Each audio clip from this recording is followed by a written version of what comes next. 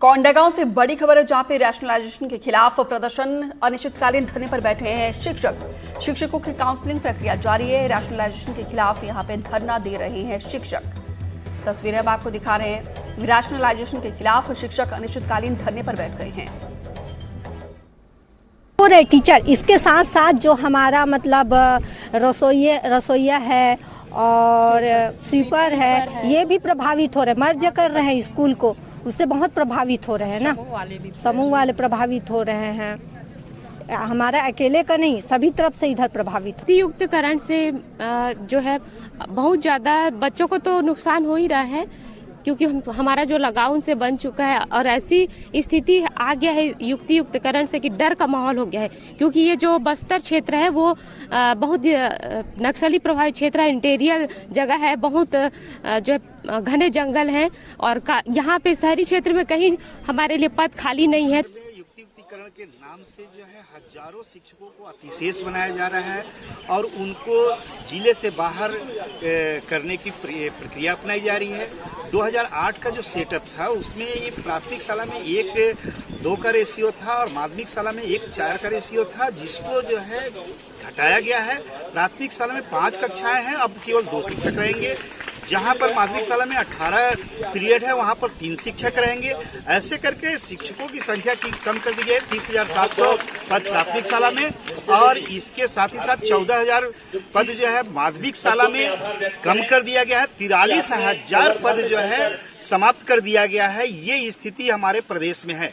प्रदेश के मुख्यमंत्री महोदय बार बार ये मीडिया के माध्यम से और अन्य सूत्रों के माध्यम से बता रहे हैं कि हम केवल जो है शिक्षक विहीन और एकल शिक्षकीय स्कूलों में शिक्षकों का समायोजन कर रहे हैं।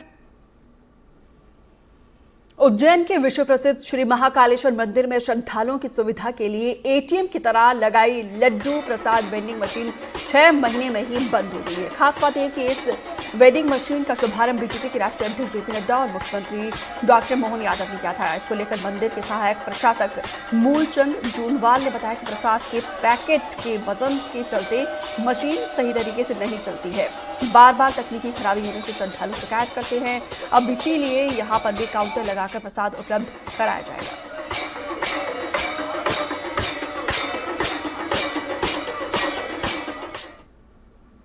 बालोद से खबर है, जहां पे बेमौसम बारिश और तेज हवाओं ने किसानों की मेहनत पर पानी फेर दिया है। जिले में 20 से ज्यादा गांवों में 100 एकड़ से ज्यादा की लगी धान की फसल को भारी नुकसान पहुंचा है। कई खेतों में फसल झुक गई है, जिससे कटाई और बिजाई का काम बुरी तरीके से प्रभावित हुआ है, जिसके चलते किसानों के चेहरे पर मायूसी साफ तौर पर झलक रही है।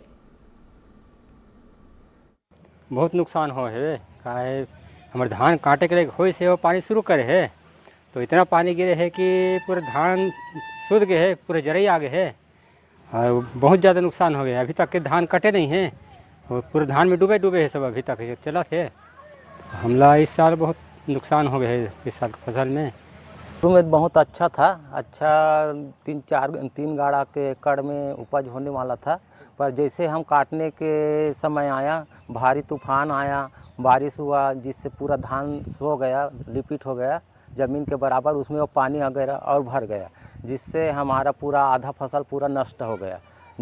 और अभी काटने के समय एक दिन धूप करता है तो दूसरा दिन पानी गिर जाता है, उससे और भर जाता है पानी और सड़ आधा पूरा धान पूरा सड़ गया। धान में बहुत नुकसान हो है।